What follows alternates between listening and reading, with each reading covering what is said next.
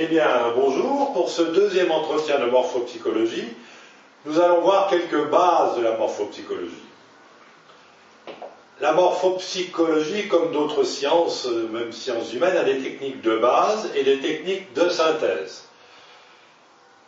En morphopsychologie, il y a, à mon sens, deux techniques de base qui sont celles de Ledrich, qui est le symbolisme des formes et des régions du visage en trois dimensions, hauteur, largeur, profondeur, associées à l'énergie qui donne la notion du temps, sans compter les statistiques qu'a pu faire Ledrich, statistiques de mesure du visage.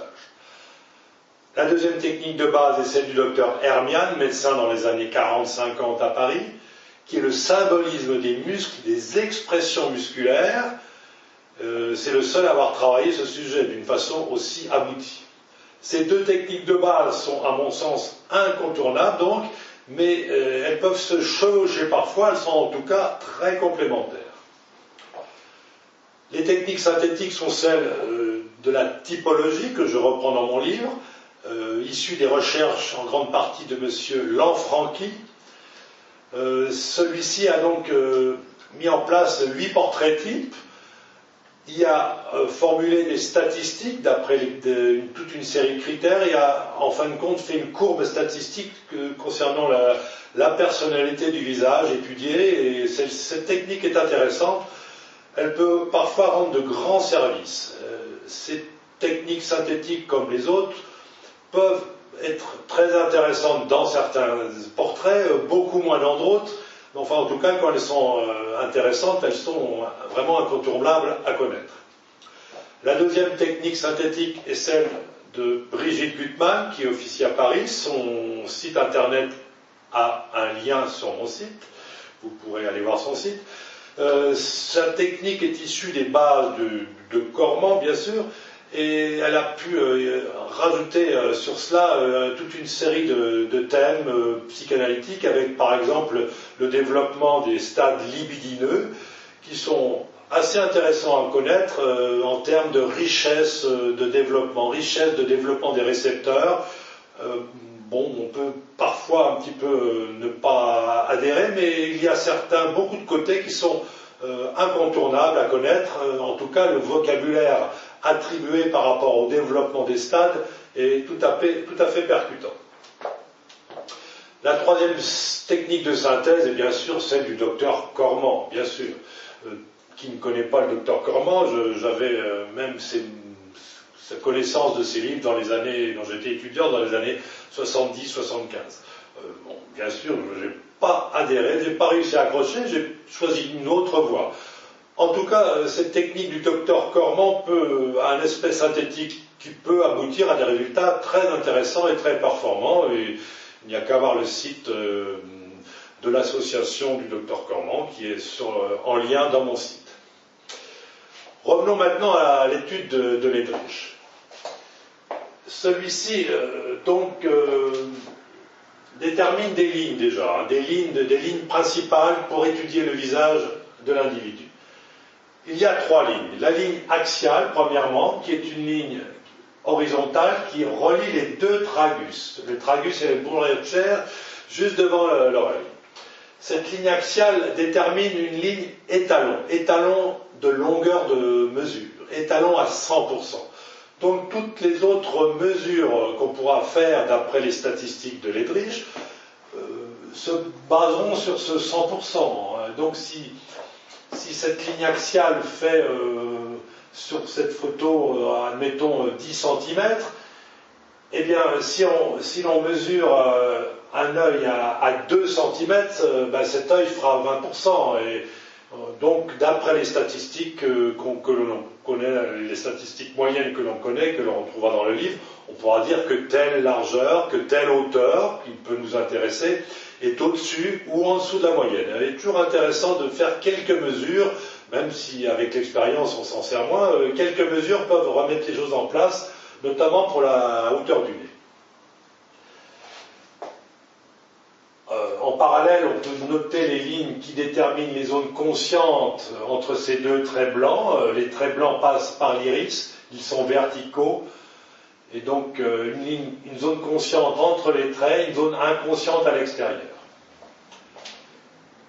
Sur cette deuxième diapo, nous allons pouvoir étudier les deux autres lignes fondamentales, les deux autres lignes de Ledruch. La ligne frontale d'abord. La ligne frontale qui se pointe ici sur la base, le dessus du sourcil, la toute base du front. Le deuxième point de contact est l'extrémité du menton. De cette façon, si l'on considère que notre profil est dans une position naturelle, le visage vertical, le regard vers l'horizon, cette ligne frontale va être plus ou moins verticale. Bien sûr, elle pourra être en accent grave ou en accent aigu, suivant la projection des formes du visage, et donc notamment la projection de la zone supérieure, de la zone inférieure. Et donc, la mise en œuvre, la réponse de l'individu se fera plus, par exemple, par une réponse intellectuelle. Si cette zone frontale démarre et poussée vers l'avant, et donc si cette ligne frontale est en accent aigu. La troisième ligne enfin est la ligne centrale. La ligne centrale démarre du tragus et donc est perpendiculaire à la ligne frontale. En général, en moyenne, cette ligne centrale passe par l'extrémité du nez. Ainsi donc, on pourra voir si cette ligne centrale passe au-dessus du nez ou en dessous du nez, on pourra voir la tendance de l'individu, une tendance physique ou très physique si cette ligne centrale passe largement au-dessus du nez, quelle que soit la valeur et la performance de l'outil intellectuel de la zone frontale, on aura une tendance physique malgré tout, ou alors cette ligne centrale sera vers le bas et on aura une tendance intellectuelle qui ne présage pas des plus ou moins bonnes performances de l'intellect en lui-même, donc de la cérébralité plus ou moins bien placée. Voilà. Donc l'arrière, c'est donc le passé, l'avant, c'est le futur. L'inconscient passe derrière ce trait noir qui croise la racine des cheveux, qui prend une partie du front en charge, passe devant l'œil, le bord de la bouche à peu près, et le menton, l'arrière du menton. Le menton est en zone consciente, l'arrière du menton, la mâchoire en zone inconsciente. La diapositive suivante, pour nous faire un petit résumé des trois dimensions d'espace, donc, la profondeur du visage, qui est donc l'arrière à l'avant, qui nous donne la notion du temps dans la personnalité, le passé, le futur, la bulle d'espace vital qui est frontale et qui avance d'arrière en avant. Et donc, c'est donc le territoire à conquérir ou à préserver, l'avant, l'arrière.